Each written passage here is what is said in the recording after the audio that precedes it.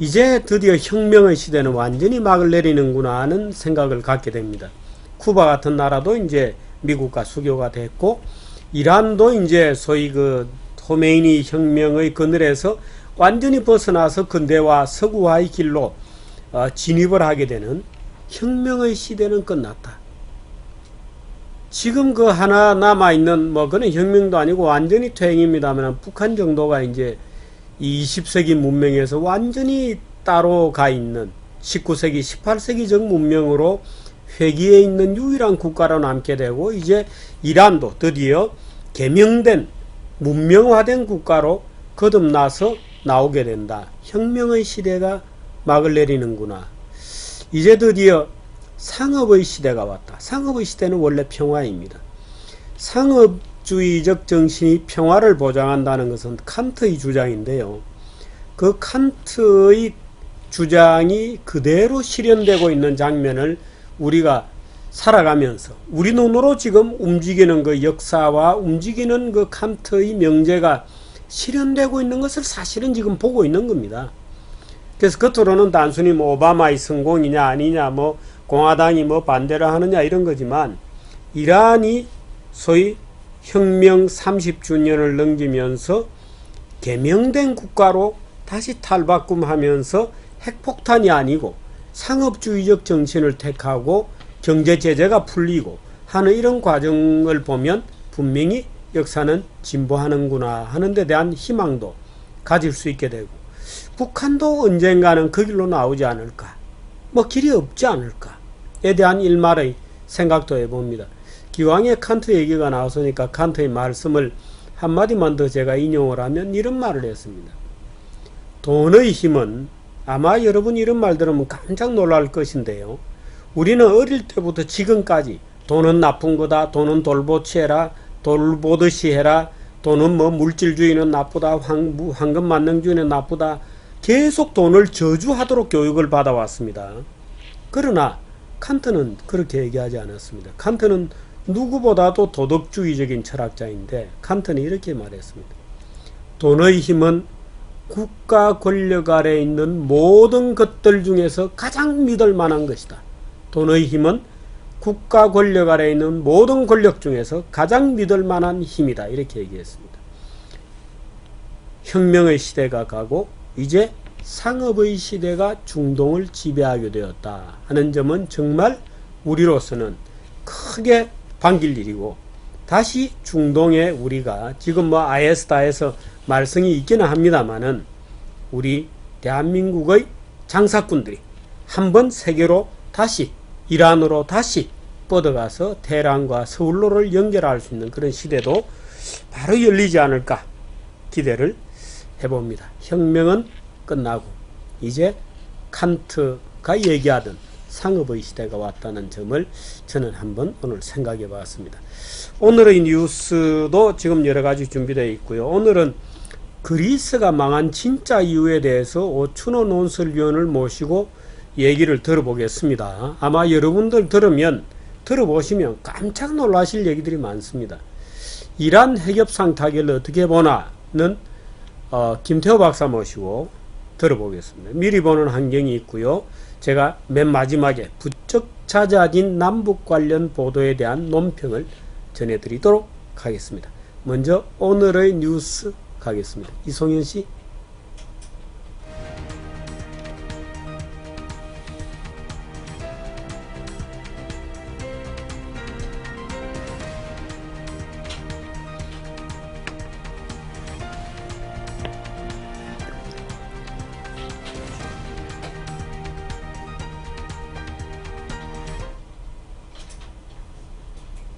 (7월 15일) 수요일 오늘의 뉴스입니다.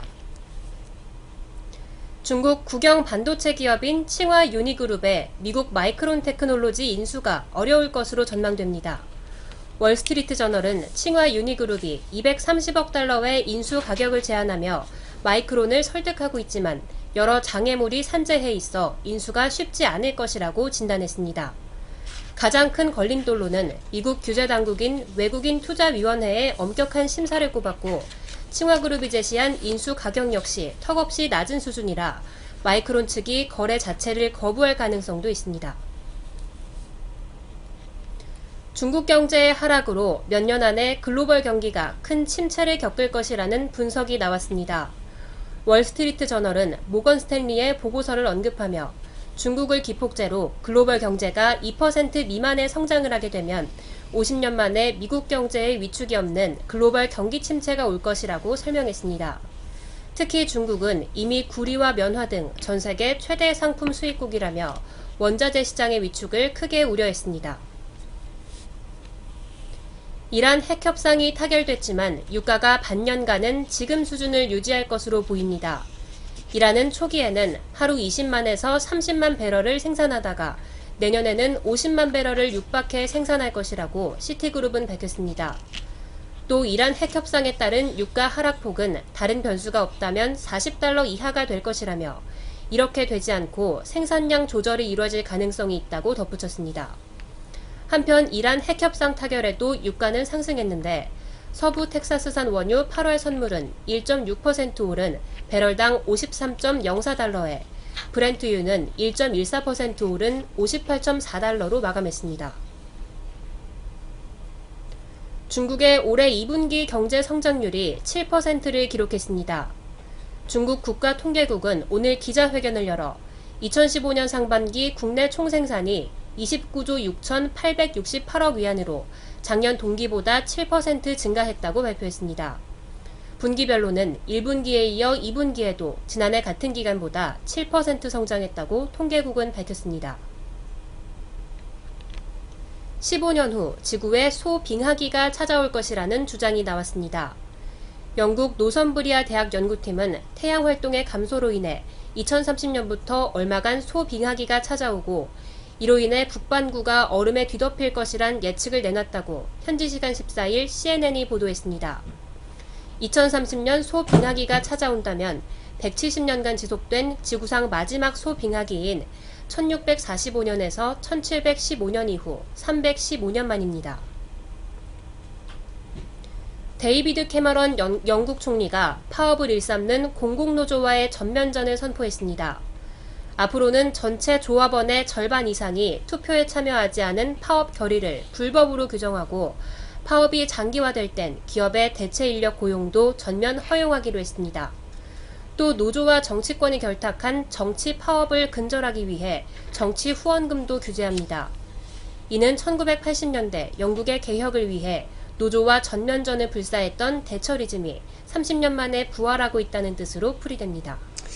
네, 1부 뉴스는 여기까지 듣도록 하겠습니다. 제가 직접 여러 참 쏟아지는 뉴스 중에 정규제 TV를 보시는 분들이 국내외 경제, 정치를 이야기해서 또는 뭐 오늘 환경 관련 기사도 하나 있습니다만 직접 엄선한 그런 뉴스입니다. 근데 칭화 유니그룹의 인수는 실제로 미국은 중국의 인수에 대해서 제동을 건 적이 꽤 있습니다. 그동안에도 몇 번 있고, 지금 마이크론 테크놀로지 같은 경우는 미국이 제조업으로서 지키고 있는 거의 최후의 기업이기 때문에 아마도 이 투자위원회에서 이 액션 프로리어법 뭐 이런 법들이 있습니다. 인수를 불허할 것 같다는 느낌이 듭니다. 우리나라는 뭐 기본적으로 외국인 투자 가능한 어떤 증권 투자 비율도 있고 이렇습니다만은 우리나라는 M&A에 대해서 전혀 제대로 된 방어책이 없어서 지금 삼성물산이 엘리어트하고 굉장히 투쟁을 하고 있습니다만 사실 엘리어트 같은 헤지펀드가 우리나라처럼 이렇게 들어와서 마음대로 휘젓고 다니고 희롱하고 농락할 수 있는 그런 국가는 거의 없습니다. 미국은 물론이고요. 오로지 우리나라가 전 세계에서 제일 투기펀드가 마음대로 프로들이 마음대로 해먹을 수 있는 시장인데 아마 칭화 유니그룹이 기어이 반도체는 들어갈 거다. 그러나 이번에 마이크로소프트는 마이크론 테크놀로지는 아니다 하는 것이고 가격도 좀 낮다 이런 얘기인 것 같습니다. 월스트리트저널에서 미국은 빼고 세계적인 침체가 온다 이렇게 되는데 이제 그렇게 되면 미국은 빼고 전 세계적인 경기 침체가 되면서 미국만 성장하면서 미국과 미국이 아닌 아메리카과 난 아메리카 사이에 미국을 제외한 세계 전부죠. 사이에 격차가 더 벌어질 거다. 그래서 소위 미국의 단극시대 미국의 제국의 시대는 좀 더 적어도 20년, 30년 지속되지 않겠는가, 뭐 이런 얘기가 있습니다. 근데 모건 스탠리 보고서인데요, 중국이 가라앉을 거다 이렇게 전망하고 있는데, 오늘 중국이 2분기 GDP 성장률이 7.0으로 지난 분기하고 똑같다 이렇게 발표했습니다. 근데 이 기사가 나온 게 우리나라 시간으로 아침 11시였나요? 해서 중국 통계국이 이제 발표를 했는데, 저희 논설실에서 아침에 앉아서 회의를 하는 중에 이제 쭉 이제 뉴스들이 들어오거든요. 근데 중국이 7.0% 성장했다는 뉴스 쪽지가 들어오자마자 전부 아주 둘러앉아 있던 저하고 다른 식구들이 전부 반대 폭소를 터뜨렸습니다. 그럴 줄 알았다. 그러면 그렇지, 중국이 누구라고.